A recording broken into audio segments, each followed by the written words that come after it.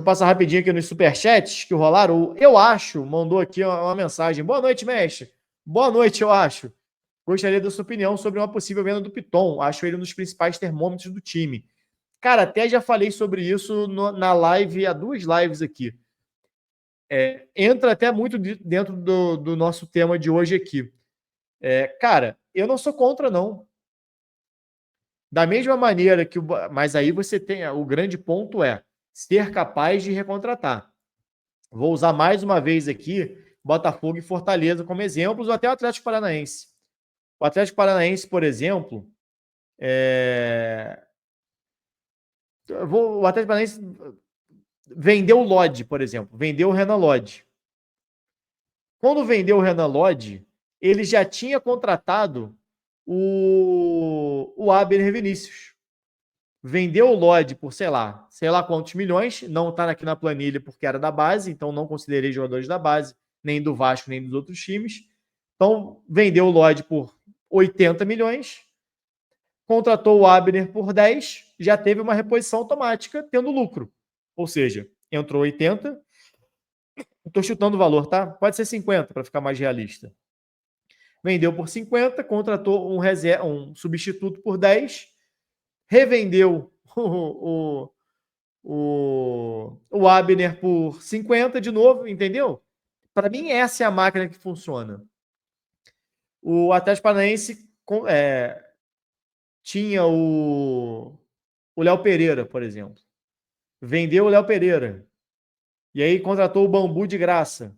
Vendeu o Bambu, entendeu? Então você vai fazendo dinheiro infinito.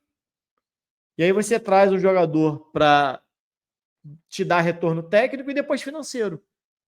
Por isso, voltando aqui à sua pergunta, eu não vejo problema nenhum em vender o Piton, como o Botafogo vendeu o PR e trouxe o John. Mas você tem que ser capaz de trazer um substituto. O Vasco pagou 20 milhões, quase isso, no Piton. Se o Vasco vender por 40, tá ótimo. Pagou 20, vendeu por 40, você faz um reinvestimento de 10, que às vezes nem precisa disso, ou menos de 10, 30 milhões você vai ou para botar reforços em outras posições ou para ajudar a bancar o ano do clube. Né? O Vasco tem, inclusive, um potencial substituto que é o Leandrinho.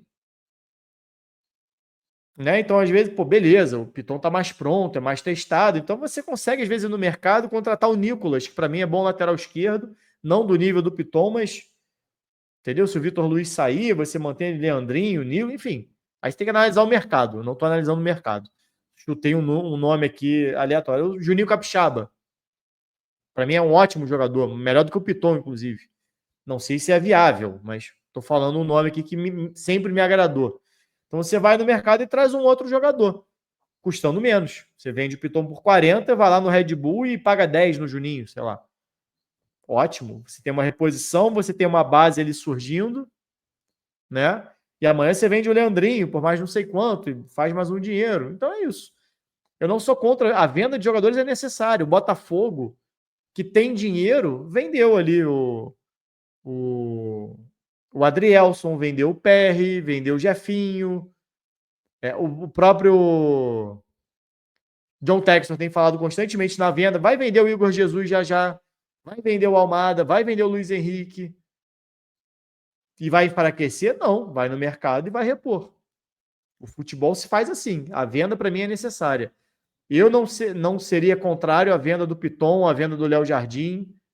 Falamos sobre isso aqui numa live recente. Desde que, obviamente, você tenha a capacidade de trazer um outro jogador, no mínimo do mesmo nível, custando menos. Não adianta vender por 20 e trazer outro por 20 também. Aí é você trocar quem já está lá, você já conhece, por uma incerteza. Né? Mas não é improvável, não é... Para mim não seria errado. Errado seria se você não fosse capaz de trazer outro. Eu acho, mandando mais um superchat aqui. Essa venda me gera muitas dúvidas. Será que vão conseguir substituir a altura? Como ficaria o ataque? Não seria melhor vender outros jogadores? Verratti sem Piton não é igual o Bochecha sem Claudinho? Não acho que seja só isso. O Verratti fez muito gol sem ser cruzamento do Piton também. Mas, enfim, o Leandrinho é muito bom no cruzamento.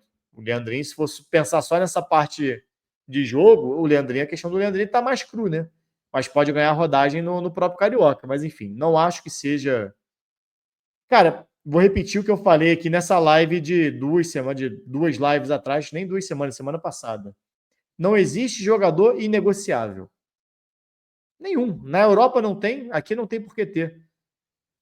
Então, é tudo questão de você ser capaz de monitorar o mercado em busca de um bom substituto, custando menos, e você fazer uma venda acima do que você pagou.